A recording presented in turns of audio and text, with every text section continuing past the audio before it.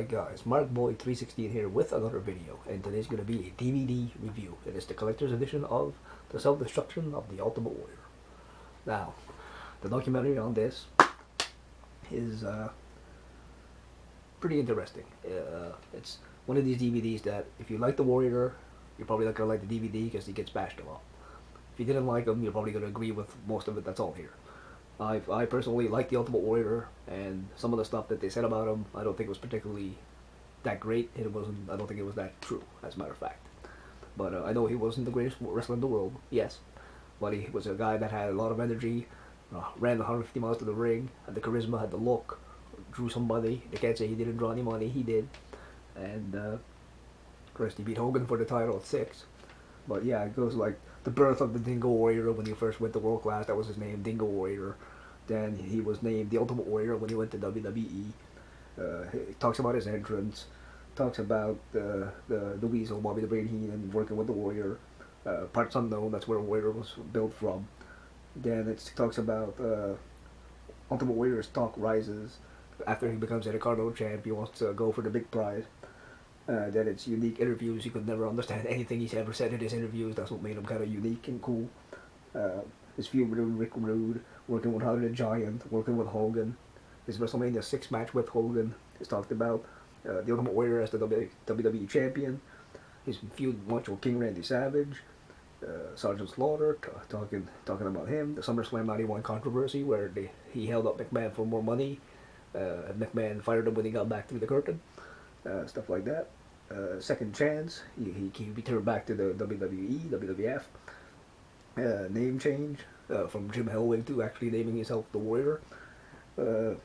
Ultimate Warrior returns again, and it talks about the lawsuits they have for merchandise and stuff and other stuff. Then WCW Halloween Havoc with that horrible match with Hogan at 98 Halloween Havoc. Warrior leaves WCW, didn't stay there long, and then the Ultimate Warrior Legacy. So the documentary, it is what it is. If you believe it, good. If you don't, good. It can go either way. I personally think it's probably halfway through it's a good documentary. Then they just start bashing them for no apparent reason, in my opinion.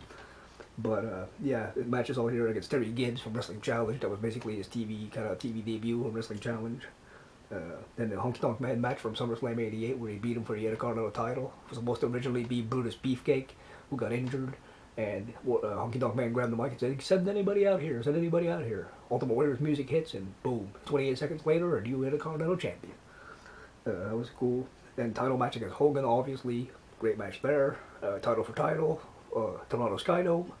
Great match there. Warrior beats Hogan cleanly. Two faces facing each other in the main event of WrestleMania. Look at that. Rick Rude from a steel cage match from SummerSlam 1990, which was good. I thought their 89 SummerSlam match was better. The WrestleMania 5 match was good too. But yeah, great matches with Rude, but that was the match on here was the cage match from SummerSlam 1990. Also, it was Macho King Randy Savage from WrestleMania 7 with the retirement match. That was actually a damn good match. The ending of it, everything clicked from the start to finish. Great match. Warrior versus Savage career-ending match. Fantastic stuff. Great match there. And then Lawler talks about a story about wrestling the Ultimate Warrior in Memphis. Warrior talks about Warrior University in some of the stories here. Christian impersonates the Ultimate Warrior. That's freaking funny. And when he impersonates his promo he did from WrestleMania 6.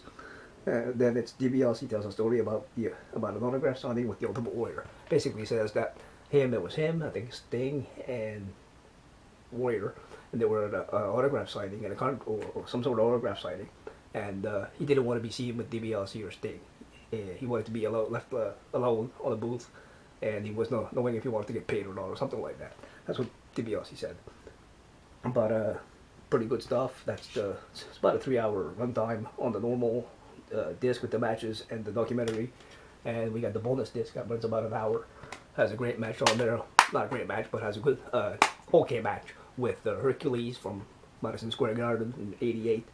Then has a match with Saturday Night Main Event from Sergeant Slaughter. That was an okay match there from '91 Saturday Night's Main Event. And then the best match on the bonus disc is him and Randy Savage from SummerSlam 1992. Great freaking match. That one's where it was perfect and Flair in they were pretending to be in one of the guys' corners, so they would try to cause dissension between Warrior and Savage. Nobody knew what corners they'd be in, and it was Warrior versus Savage for the WWF title. Warrior ends up winning the match by count out, and helps out Savage at the end. So yeah, but great match there. But I think it's a good DVD for what it is. A lot of people will find it controversial, yes, but I think it's a good DVD. And if you can find a collector's edition, go ahead, look for it, find it. You can probably find it cheaper than it was for a long time. It was pretty high priced, but now you can probably find it for pretty cheap. But a great DVD right there. I want to thank you guys so much for joining me, and thank you, and I'll catch you guys in the next one.